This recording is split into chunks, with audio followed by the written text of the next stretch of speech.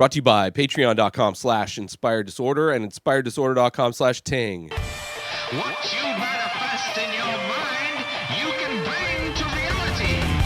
UFC Fight Night, Moraes versus Sandhagen just happened this past Saturday. It was a fun card, as most of these cards have been back in Fight Island now. I really appreciate the commentary trio in this one.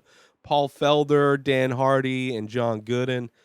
Just classic. The Hardy Gooden matchup is always a treat to listen to. It makes the commentary for UFC beautiful, which I appreciate. Unlike some commentators for the UFC who complain when they get knocked out in the cage that they weren't able to stand up. And while they're commentating, they tend to drift off, just spouting incomplete sentences and really kind of talking down to other commentators and the audience. But enough about that guy. Enough about Dominic Cruz. Felder, Hardy, and Gooden are class acts, and I really appreciated it.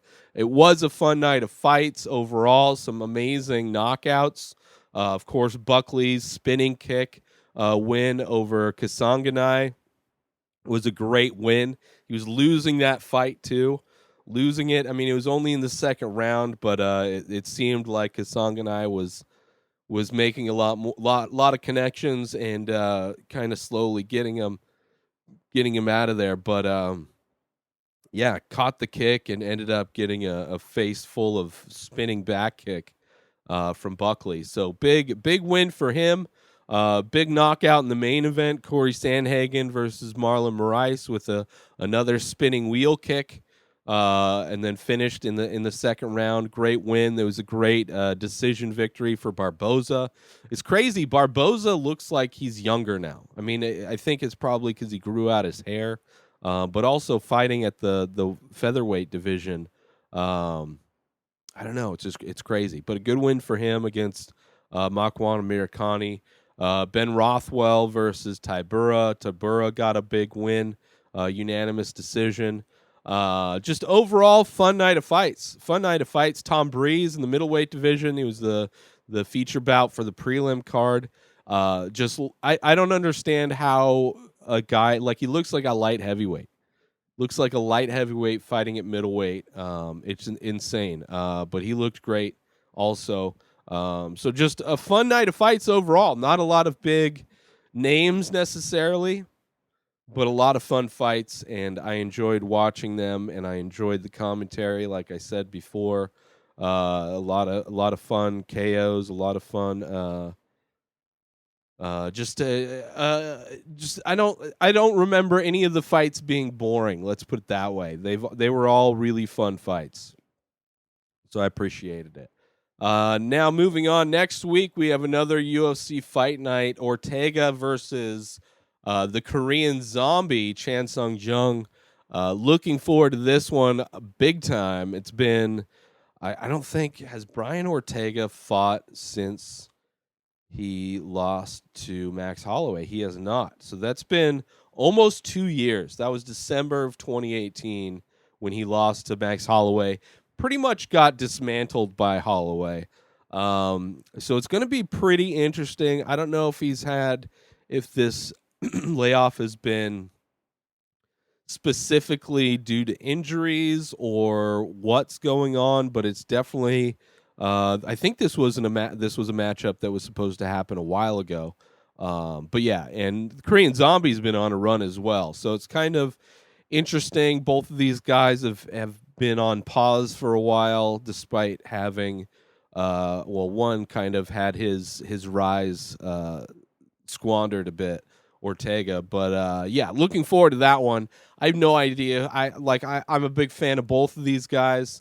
I'm hoping for an exciting fight, which both they give.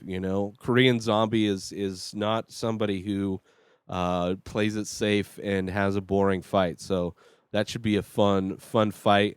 Caitlin Chukagian versus Jessica Andrade, I think, is an amazing fight. Chukagian, up and coming flyweight for the women's division. Kind of a boring fighter. She tends to win on the decision card, on the judge's decision a lot of the times. Where Jessica Andrade has looked great, of course, losing to Rose in their rematch, but was champion for a minute.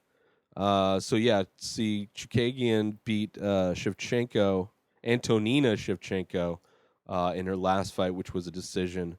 Most of her wins are decisions. She hasn't won by a finish, Chukagian. She's only won 3 times by finishing a fight. And these are all in pre-UFC. So her whole UFC career, she has never finished a fight. She's been finished when she fought Shevchenko. Of course, Shevchenko is the GOAT at that weight division.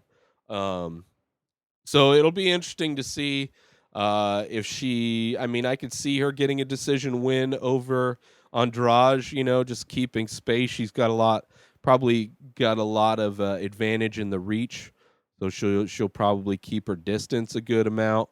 But if Andrade can get in there, she might force a finish. I would imagine that one is going to go to a decision, 3-round decision to Caitlin Chukagian. I think she'll be able to game plan and get a win that way. See Thomas Almeida versus Martinez. Who else is in here? Claudio Silva versus James Krause. That should be fun. Not a whole lot of big names, I must say. But again, sometimes those are the biggest fights, like the cards, the fighters that they're not really known yet. It's an opportunity to get a spinning wheel kick. Get a highlight knockout, a highlight finish, and then all of a sudden everybody knows who Buckley is. So I'm looking forward to it. Should be a fun main card. That main event will be a lot of fun. Is this one early? I think maybe the next one is early. It's not going to say on here. So not sure what time. This past card was nice. It started at 2 Pacific. So it was done pretty early. I've been dealing with a cold, so felt good to have an early night and not be up super late watching fights. So hopefully this next one is an early card as well. I think the previous or the next one after next Saturday in 2 weeks, Justin Gaethje versus Khabib. I think that one's for sure and early. I think that one starts at like noon Pacific. So looking forward to that one. Fun night of fights last night. Looking forward to next week back in Fight Island. But until then, make sure you support the show on Patreon, patreon.com/inspired disorder. You can binge the full week of the Ray Taylor Show ad-free, save a ton of money on the many faces, and download raw Photoshop files of all the Photoshops I do. It's only $3 a month to sign up. You get a bunch of benefits, so sign up now over at patreon.com/inspired disorder. Get yourself $25 in cell phone credit through Ting. Sign up through my link, inspireddisorder.com/Ting. Get yourself some amazing cell phone service at low rates, starting off with, of course, the $25 credit when you sign up through my link, inspireddisorder.com/Ting. It's a cell phone service that I use. I brought my iPhone over to it.